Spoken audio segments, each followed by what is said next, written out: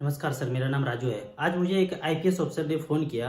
बोला राजू, मैं रिटायर किया हूँ और 50 लाख रुपए मेरे पास है, तो क्या इसका एक प्लॉट खरीद लूँ या कोई फ्लैट में इन्वेस्ट करके उससे रेंट लूँ या क्या करूँ?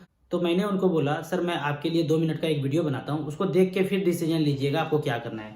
तो ये वीडियो इस तरह से है कि मैं अगर उनकी जगह रहता तो अपने 50 लाख रुपया को एसबीआई ब्लू चिप में 10 लाख रुपया, एक्सिस ब्लू चिप में 10 लाख रुपया, आईसीसी ब्लू चिप में 10 लाख रुपया, एचडीएफसी टॉप 100 में 10 लाख रुपया और बिरला सन लाइफ फ्रंट लाइन इक्विटी में 10 लाख रुपया लगा देता। हर 10 लाख में से 6,000 रुपया का पेंशन आप एसडब्ल्यूपी कर सकते हैं, म्यूचुअल फंड से पेंशन ले सकते हैं। 50 लाख रुपया अगर लगाया और वहां से 30,000 रुपया पर मंथ पेंशन लिया आने वाले 25 साल तक और 10% का रिटर्न मैं कैलकुलेट करूं इस ब्लू चिप के फंड से, इस लार्ज कैप के फंड से, इसके कॉम्बिनेशन में मुझे 10% का पोर्टफोलियो रिटर्न डिलीवर करे, तो टोटल पेंशन ड्रॉ करूंगा मैं 25 साल में 90 लाख रुपया और बाद में बैलेंस वर्थ भी बचेगा 2 करोड़ रुपया। मतलब ये जो 50 लाख रुपया लगाया था, 30,000 रुपया पर मंथ पेंशन लिया, 25 साल में टोटल पेंशन ड्रॉ कर लिया 90 लाख रुपया, 10% के रेट से पोर्टफोलियो डिलीवर करे तो, और बाद में ये 50 लाख रुपया बढ़ के भी 2 करोड़ रुपया होता है। 25 साल के बाद जब हम ऊपर चले जाएंगे तो ये 2 करोड़ रुपया, 1-1 करोड़ रुपया 2 नॉमिनी को ट्रांसफर कर देंगे।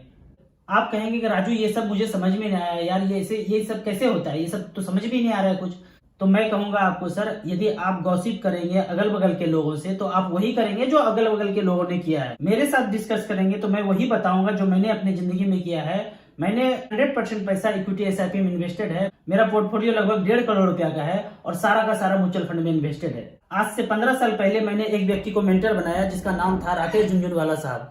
उन्होंने जैसा कहा मैंने वैसा ही किया और आज लगभग 14-15 साल के बाद मैं फाइनेंशियल फ्रीडम को पा चुका हूँ। आपको ज्यादा कुछ नहीं समझ में आता है तो एक लॉजिक हमेशा लगाइए कि ये जो बैंक है पूरे देश में, एसबीआई, एचडीएफसी, एक्सिस, वो सारे के सारे ब्रांच रेंट पे हैं। उन्होंने खरीद के ब्रांच नहीं खोला है, वो रेंट पे हैं। तो राजू भी बैंक की तरह सोचता है कि उसने पैसा कहाँ लगाया है, बैंक ने पैसा कहाँ लगाया। क्या बैंक के पास इतना दिमाग नहीं है, पैसा नहीं है कि वो खरीद के ब्रांच खोल सके?